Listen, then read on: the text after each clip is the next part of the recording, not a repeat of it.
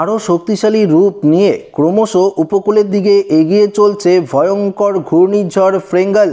বন্ধুরা, এই মুহূর্তে আপনারা সরাসরি লাইভ দেখতে পাচ্ছেন ঘন্টায় প্রায় 116 থেকে 120 কিলোমিটার গতিবেগ নিয়ে, দেখতে পাচ্ছেন ঘন্টায় 119 থেকে 120 কিলোমিটার গতিবেগ নিয়ে ক্রমশ উপকূলের দিকেই অগ্রসর হচ্ছে শক্তিশালী ঘূর্ণিঝড় ফ্রেঙ্গেল। আপনাদেরকে আগেই জানিয়েছিলাম যে 26 তারিখ থেকে 27 তারিখ এর মধ্যেই উপকূলে আঘাত আনবে ঘূর্ণিঝড় ফ্রেঙ্গেল। তেমনটাই আমরা দেখতে পাচ্ছি যে এই মুহূর্তের আপডেটে যে আরও শক্তিশালী রূপ নিয়ে ক্রমশ উপকূলের কাছে এসে পৌঁছে যাচ্ছে ঘূর্ণিঝড় ফ্রেঙ্গেল। এই ঘূর্ণিঝড়ের প্রভাবে ঠিক কোন কোন জেলাগুলি সবথেকে বেশি ক্ষয়ক্ষতি হওয়ার সম্ভাবনা রয়েছে আপনাদেরকে এই ভিডিওটিতে একদম ডিটেলসেই জানিয়ে দেব। তো অবশ্যই ভিডিওটিতে আপনারা প্রথম থেকেই শেষ পর্যন্ত সঙ্গে থাকবেন এবং নতুন হয়ে থাকলে চ্যানেলটিকে সাবস্ক্রাইব করবেন এবং পাশের দেওয়া বেল আইকনটিকেও প্রেস করবেন এই ধরনের লেটেস্ট ভিডিওর আপডেটগুলো সর্বপ্রথম সবার আগে পাওয়ার জন্য। তো বন্ধুরা, আমরা সর্বপ্রথমে দেখে নেব যে এই ঘূর্ণিঝড়টি বঙ্গোপসাগরে ঠিক কত তারিখে নাগাদ তৈরি হচ্ছে। আজকে আমরা যদি দেখি, আজকে দেখতে পাচ্ছি আজ 19 নভেম্বর মঙ্গলবার। আজকে যদি দেখি বঙ্গোপসাগরে সেভাবে ঘূর্ণিঝড়ের পরিস্থিতি নেই, তবে দক্ষিণ চীন সাগর থেকে একটা বায়ুর ঝাপটা ক্রমশ আমাদের বঙ্গোপসাগরে কিন্তু প্রবেশ করতে থাকবে। এই বায়ুর ঝাপটাটাই কিন্তু নিম্নচাপের চেহারা নেবে। দেখতে পাচ্ছেন এই যে বায়ুর ঝাপটা প্রবেশ করছে দক্ষিণ চীন সাগর থেকে, এটা বঙ্গোপসাগরে প্রবেশ করেই কিন্তু ঘূর্ণিঝড় ফ্রেঙ্গেলে পরিণত হবে। দেখতে পাচ্ছেন ঠিক এই জায়গাতে কিন্তু ঘূর্ণিঝড়ের যে সিস্টেম সেটা তৈরি হবে।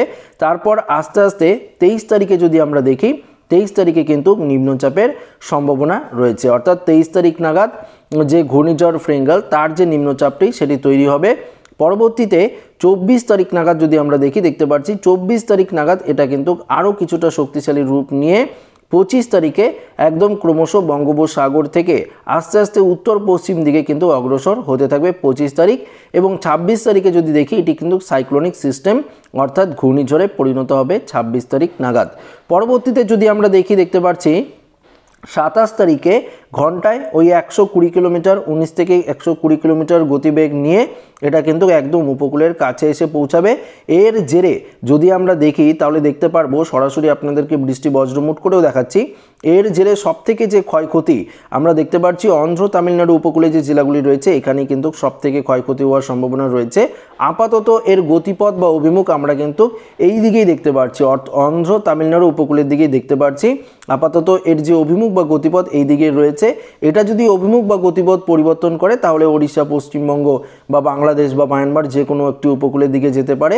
তবে আপাতত আমরা এর যে অভিমুখ সেই অনুযায়ী দেখতে পাচ্ছি লাইভ আপডেটে যে চেন্নাই, নেল্লোর, এদিকে দেখতে পাচ্ছেন তিরুপতি, ভেলোর, পুদুচেরি, নাগাপাট্টাম, তিরুচি, সেলেম থেকে শুরু করে নেভেলি, এই জায়গায় কিন্তু যাওয়ার সম্ভাবনাটা রয়েছে। 27 তারিখ নাগাদ এটা উপকূলে ল্যান্ডফল করবে।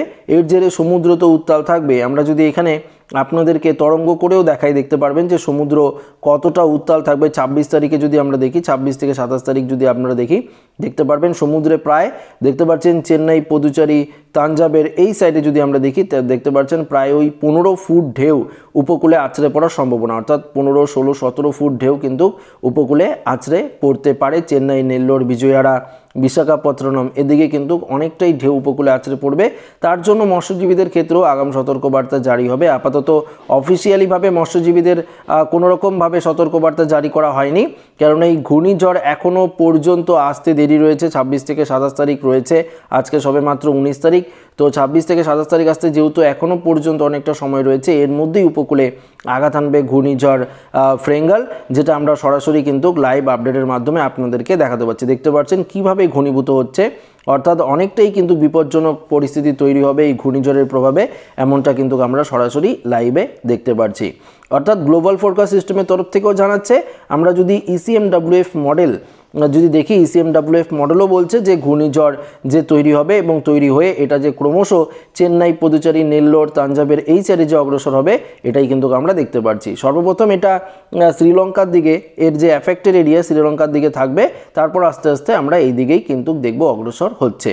তবে আমরা একটু দেখে নিই আজকে সারাদিন পশ্চিমবঙ্গ, বাংলাদেশ, অসম, ত্রিপুরা, মণিপুর, মিজোরাম থেকে শুরু করে কোথায় কেমন আবহাওয়া থাকবে। একটু উপগ্রহ চিত্রে চলে যাই। উপগ্রহ চিত্র থেকে যদি দেখি, দেখতে পাচ্ছেন সমস্ত পশ্চিমবঙ্গ জুড়ে এদিকে দক্ষিণের জেলাগুলি বিশেষ করে কলকাতা, হাওড়া, হুগলি, উত্তর এবং দক্ষিণ 24 পরগনা, পূর্ব মেদিনীপুর, পশ্চিম মেদিনীপুর, পুরুলিয়া, বাঁকুড়া, ঝাড়গ্রাম থেকে শুরু করে দেখতে পাচ্ছি দুর্গাপুর, সিউড়ি, কাটোয়া থেকে শুরু করে বোলপুর, সমস্ত জায়গা থেকে মুর্শিদাবাদ, বীরভূম, সমস্ত জায়গায় আকাশ কিন্তু পরিষ্কারই রয়েছে। এদিকে নদিয়ার দিকে যেমন শান্তিপুর, চন্দননগর, পান্ডুয়া, এদিকে 2 বর্ধমানের দিকেও আকাশ পরিষ্কার, উত্তরের মালদা, বালুরঘাট, 2 দিনাজপুর, কিষানগঞ্জ, করণদিঘি, গঙ্গারামপুর, শিলিগুড়ি, জলপাইগুড়ি, কোচবিহার, আলিপুরদুয়ার, দার্জিলিং, কালিম্পং একদম কিন্তু মেঘমুক্ত আকাশ রয়েছে। কোনোরকমভাবেই বৃষ্টিপাতের সম্ভাবনা আগামী কয়েকদিন পর্যন্ত আমরা দেখতে পাচ্ছি না। অসমের দিকেও একই রকম পরিস্থিতি। অসমে দেখতে পাচ্ছি যে এদিকে ধুবড়ি, গোয়ালপাড়া, বঙ্গাইগাঁও, পাঠশালা, গুয়াহাটি, তেজপুর থেকে শুরু করে নর্থ লক্ষিমপুর, ডিব্রুগড় একদম ঝকঝকে আকাশ রয়েছে। শিলংয়ের দিকেও তাই।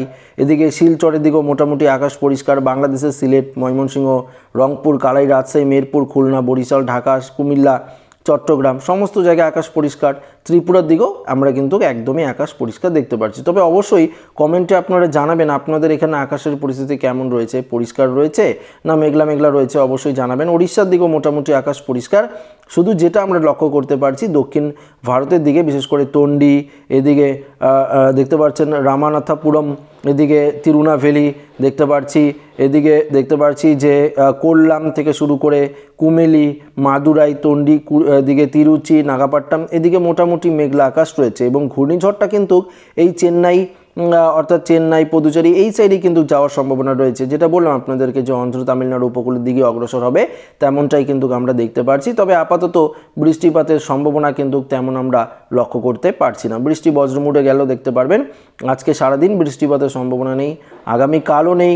পরবর্তী 21 তারিখও আমরা যদি দেখি বৃষ্টিপাতের তেমন সম্ভাবনা নেই। 22 তারিখ, 23 তারিখ দেখতে পাচ্ছেন। 24 তারিখ যখন ঘূর্ণিঝড়টা ক্রমশ বঙ্গোপসাগরে তৈরি হয়ে এটা অন্ধ্র তামিলনাড়ু উপকূলের দিকে যাবে তখনও কিন্তু আমরা দেখতে পাচ্ছি পশ্চিমবঙ্গের দিকে কোনো রকম বৃষ্টি নেই, বাংলাদেশের দিকেও নেই। এর প্রভাব শুধু দক্ষিণ ভারতের দিকেই পড়বে। অর্থাৎ ঘূর্ণিঝড় যে ফেঙ্গাল আসছে সেটা কিন্তু 100% আমরা একদম সঠিক লাইভ আপডেটের মাধ্যমে আপনাদের সামনে কিন্তু তুলে ধরার চেষ্টা করছি এবং আপনারাও নিজের চোখে কিন্তু দেখতে পাচ্ছেন।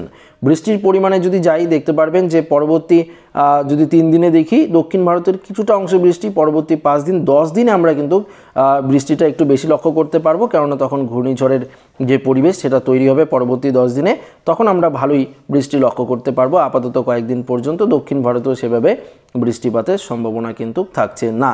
তাপমাত্রার ক্ষেত্রে পরিবর্তন অবশ্যই থাকবে, যেটা আপনাদেরকে জানাবো। তাপমাত্রার ক্ষেত্রে আজকে কত ডিগ্রি সেলসিয়াস থাকবে, আগামী কয়েকদিন তাপমাত্রা কমবে না বাড়বে, শীতের পূর্বাভাস নিয়ে আবহাওয়া দপ্তর কী জানালো সেটাও জানাবো। আমরা যদি দেখি আজকে তাপমাত্রা প্রায় ধরুন ওই 28 ডিগ্রি দেখতে পাচ্ছেন। গতকালকে বলেছিলাম যে আজ থেকে তাপমাত্রা মোটামুটি 1 থেকে 2 ডিগ্রি কমবে, দেখতে পাচ্ছেন 27 থেকে 28 ডিগ্রি পশ্চিমবঙ্গের দক্ষিণের জেলাগুলির দিকে তাপমাত্রা থাকছে। অর্থাৎ কলকাতা, হাওড়া, হুগলি, 2 24 পরগনা, 2 মেদিনীপুর, পুরুলিয়া, বাঁকুড়া সমস্ত জায়গায় একই রকম পরিস্থিতি থাকবে। বর্ধমান, নদিয়ার দিকেও একই রকম পরিস্থিতি। মুর্শিদাবাদ, বীরভূমও দেখতে পাচ্ছেন 27 থেকে 28, মালদা, বালুরঘাট, গঙ্গারামপুর, দিনাজপুর, কিষানগঞ্জ, করণদিঘি একই রকম পরিস্থিতি। জলপাইগুড়ি, শিলিগুড়ি, আলিপুরদুয়ার, কোচবিহার একই রকম পরিস্থিতি রয়েছে 27 28। উত্তর এদিকে আমরা অসমের দিকেও যদি দেখি 27 থেকে 28 ডিগ্রি রয়েছে তাপমাত্রা। বাংলাদেশেও সেম পরিস্থিতি, অর্থাৎ 27 থেকে 28 ডিগ্রি সেই মধ্যেই তাপমাত্রা রয়েছে। ত্রিপুরার তাপমাত্রা অর্থাৎ পশ্চিমবঙ্গ, বাংলাদেশ, অসমের থেকে ত্রিপুরার তাপমাত্রা একটু বেশি, অর্থাৎ ওই 30 ডিগ্রির কাছাকাছি ত্রিপুরার তাপমাত্রা রয়েছে। তো আশা করি এই আপডেটটি প্রত্যেকের ভালো লেগেছে। ভিডিওটি এখানে শেষ করছি। ভালো লাগলে লাইক করবেন, বন্ধুদের সাথে শেয়ার করবেন, নতুন হয়ে থাকলে চ্যানেলটিকে সাবস্ক্রাইব করে নেবেন। ধন্যবাদ।